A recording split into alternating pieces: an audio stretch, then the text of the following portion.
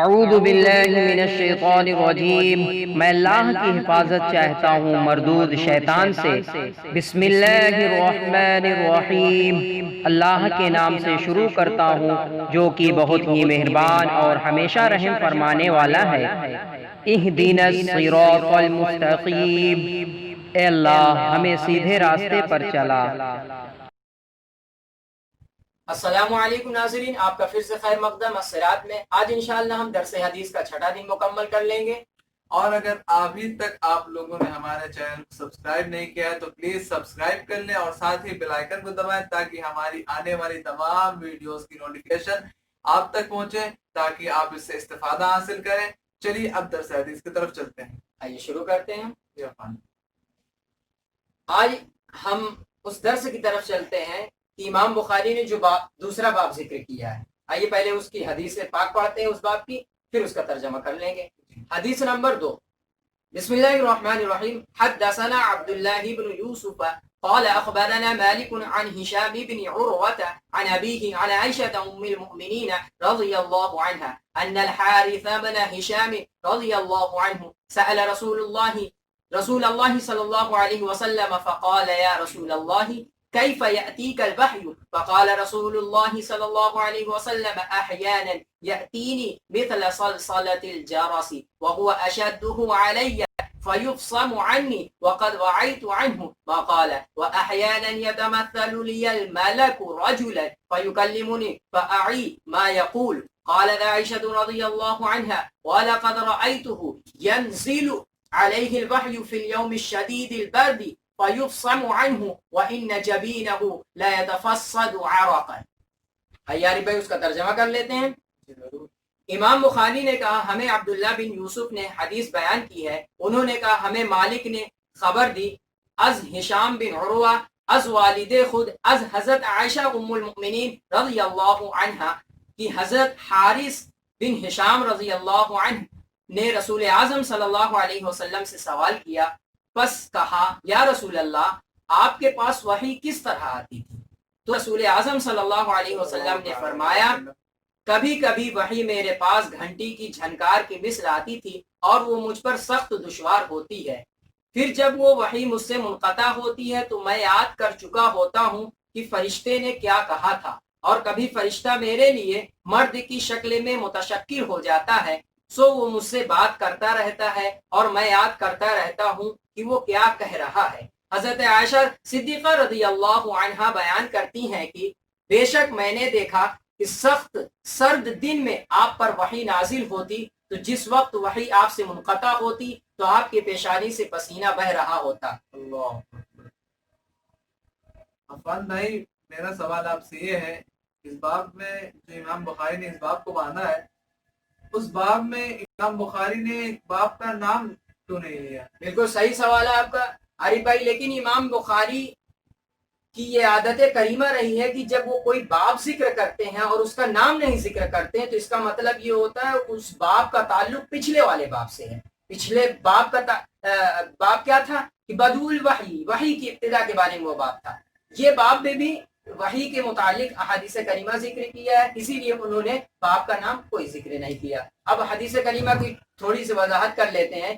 اس میں سائل نے جب رسول اعظم سے سوال کیا تھا یا رسول اللہ آپ پر وحی کس طرح آتی تھی، تو آپ نے فرمایا تھا کہ کبھی کبھی وحی جو ہے گھنٹی کی جھنکار کی مثل آتی تھی، اور جب ایسی حالت میں وحی آتی تو مجھ پر بڑی دشوار گزرتی۔ اس کی وجہ یہ تھی کہ عارف بھائی کلام کو سننا پھر اس کے بعد اس کا معنی نکالنا بہت آسان ہوتا ہے، لیکن اگر وہ کلام کی شکل میں نہ ہو بلکہ کسی گھنٹی کی شکل میں ہو تو اس کے معنی اخذ کرنا بڑا دشوار ہوتا ہے۔ اور لاسٹ میں حضرت عائشہ صدیقہ رضی اللہ عنہا نے فرمایا کہ رسول اعظم صلی اللہ علیہ وسلم کی حالت یہ ہوتی جب وحی نازل ہوتی کہ اگر سخت سرد دن بھی ہو تب بھی آپ صلی اللہ علیہ وسلم کی پیشانی مبارک سے پسینہ نکلتا۔ اس کی وجہ یہ تھی کہ یہ وحی کا جو بوجھ تھا بڑا ہی دشوار اور تھکاوٹ کی وجہ سے آپ صلی اللہ علیہ وسلم کی یہ کیفیت ہو جاتی تھی۔ آئیے عارف بھائی اب جو ہے ہم تیسرے باب کی طرف چلتے ہیں، انشاءاللہ اس کی حدیث پڑھ لیتے ہیں۔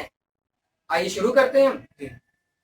باب من الوحی الرؤیا الصالحۃ سچے خواب وحی سے ہیں۔ حدیث نمبر 3 پڑھتے ہیں۔ حدثنا يحيى بن بكير قال حدثنا الليث عن عقيل عن ابن شهاب عن عروة بن الزبير عن عائشة أم المؤمنين أنها قالت أول ما بدأ به رسول الله صلى الله عليه وسلم من الوحي رؤيا الصالحة في النوم فكان لا يرى رؤيا إلا جاءت مثل فلق الصبح ثم حبب إليه الخلاء وكان يخلو بغار حراء فيتحنث فيه وهو التعبد ليالي ذوات العدد قبل أن ينزع إلى أهله ويتزود لذلك ثم يرجع إلى خديجة فيتزود لمثلها حتى جاءه الحق وهو في غار حراء فجاءه الملك فقال اقرأ قال ما أنا بقارئ قال فأخذني فغطني حتى بلغ مني الجهد ثم أرسلني فقال اقرأ قلت ما أنا بقارئ فأخذني فغطني الثانية حتى بلغ مني الجهد ثم أرسلني فقال اقرأ فقلت ما أنا بقارئ فأخذني فغطني الثالثة ثم أرسلني فقال اقرأ باسم ربك الذي خلق الإنسان من علق اقرأ وربك الأكرم فرجع بها رسول الله صلى الله عليه وسلم يرجف فؤاده فدخل على خديجة بنت خويلد رضي الله عنها فقال زملوني زملوني فزملوه حتى ذهب عنه الروع فقال لخديجة وأخبرها الخبر لقد خشيت على نفسي فقالت خديجة كلا والله ما يخزيك الله أبدا إنك لتصل الرحم وتحمل الكلا وتكسب المعدوم وتقري الضيف وتعين على نوائب الحق فانطلقت به خديجة حتى أتت به ورقة بن نوفل بن أسد بن عبد العزى بن عم خديجة وكان امرأة تنصر في الجاهلية وكان يكتب الكتاب العبرانية فيكتب من الإنجيل بالعبرانية ما شاء الله أن يكتب وكان شيخا كبيرا قد عمي فقالت له خديجة يا ابن عمي اسمع من ابن أخيك فقال له ورقة يا ابن أخي ماذا ترى فأخبره رسول الله صلى الله عليه وسلم خبر ما رأى فقال له ورقة هذا الناموس الذي نزل الله على موسى يا ليتني فيها جزعا ليتني أكون حيا إذ يخرجك قومك فقال رسول الله صلى الله عليه وسلم أو مخرجيهم قال نعم لم يأتي رجل قط بمثل ما جئت به إلا عودي وإن يدركني يومك أن صورك نصرا مؤزرا ثم لم ينشب ورقة أن توفي وفتر الوحي. آئیے بھائی یہ تو متن حدیث ہوا، اس کا ترجمہ کر لیتے ہیں تو بات تھوڑا سمجھ میں آئے گی. امام بخاری نے کہا کہ ہمیں یحییٰ بن بکیر نے حدیث بیان کی، انہوں نے کہا ہمیں لیث نے حدیث بیان کی از عقیل از ابن شہاب از عروہ بن زبیر از حضرت عائشہ صدیقہ رضی اللہ تعالی عنہا، وہ بیان کرتی ہیں کہ رسول اعظم صلی اللہ علیہ وسلم پر سب سے پہلے وحی کی جو ابتدا کی گئی وہ نیند میں دکھائے ہوئے سچے خواب تھے. آپ جو بھی خواب دیکھتے تھے روشن صبح کی مثل اس کی تعبیر آ جاتی تھی. پھر آپ کی طرف تنہائی کی محبت ڈال دی گئی. آپ غار حرا تنہائی میں جاتے اور گھر لوٹنے سے پہلے وہاں کئی راتیں عبادت کرتے. آپ وہاں قیام کے لیے کھانے کی چیزیں لے جاتے تھے. پھر آپ حضرت خدیجہ کے پاس واپس آتے تو پھر آپ اسی طرح کھانے کی چیزیں لے لیتے حتیٰ کہ آپ کے پاس وحی آ گئی. اس وقت آپ غار حرا میں تھے. آپ کے پاس فرشتہ آیا، اس نے کہا پڑھیے. آپ نے فرمایا میں پڑھنے والا نہیں ہوں. آپ فرماتے ہیں میں پھر پس اس نے مجھے پکڑا اور اتنے زور سے بھیجا کہ مجھے انتہائی مشقت ہوئی. پھر اس نے مجھے چھوڑ دیا. اس نے پھر کہا پڑھیے. میں نے کہا میں پڑھنے والا نہیں ہوں. اس نے پھر دوسری بار مجھے پکڑا اور اتنی زور سے بھیجا کہ مجھے انتہائی مشقت ہوئی. پھر اس نے مجھے چھوڑ دیا اور کہا پڑھیے. میں نے کہا میں پڑھنے والا نہیں ہوں. بس اس نے مجھے پکڑا اور تیسری بار اتنی زور سے مجھے بھیجا کہ مجھے انتہائی مشقت ہوئی. پھر اس نے مجھے چھوڑ دیا. پھر کہا اے رسول مکرم اپنے رب کے نام سے پڑھیے جس نے آپ کو پیدا کیا जमे हुए खून से इंसान को पैदा किया। पढ़िए, और आपका रब सबसे ज्यादा करीम है। रसूल आजम सल्लल्लाहु अलैहि वसल्लम ने इन आयात को पढ़ा, फिर इस हाल में घर लौटे कि आपका दिल कप कपा रहा था।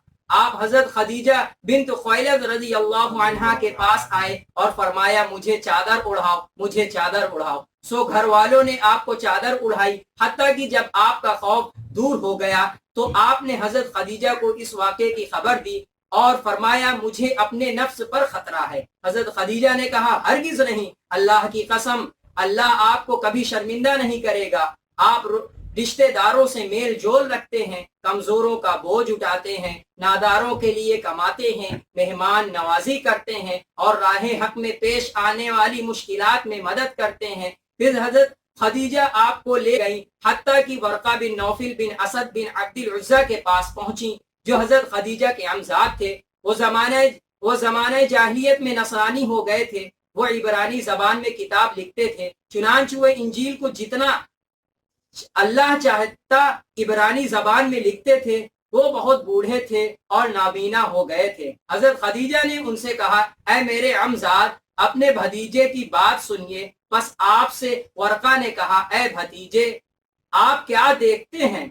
तब रसूल आजम सल्लल्लाहु अलैहि वसल्लम ने उनको बताया जो कुछ आपने देखा था। फिर आपसे वर्का ने कहा, ये वही नामूस पैगाम रसा फरिश्ता है जिसको अल्लाह रब्बुल इज्जत ने हजरत मूसा पर नाजिल किया था। काश मैं उस वक्त जवान होता, काश मैं उस वक्त जिंदा होता जब आपकी कौम आपको निकाल देगी। तब रसूल आजम सल्लल्लाहु अलैहि वसल्लम ने फरमाया, क्या वो मुझको निकालने वाले हैं? वर्का ने कहा, हाँ, जो शख्स भी आप जैसा पैगाम लेकर आया उससे अदावत रखी गई। अगर मुझको उस जमाने ने पाया तो मैं आपकी बहुत कवी मदद करूंगा। उसके बाद वर्का ज्यादा दिन जिंदा ना रहे और उनकी वफात हो गई और वही का नाजिल होना रुक गया। आइए नाजरीन से मिलते हैं, इंशाअल्लाह आपको कुछ बात जरूर समझ में आई होगी। ये हदीस नंबर जो हमने 3 पढ़ी बड़ी तवील थी, जिसका हमने मतन पढ़ा और उसका तर्जमा पेश किया। इंशाअल्लाह अगली वीडियो में इसकी वजाहत आपको पेश करेंगे।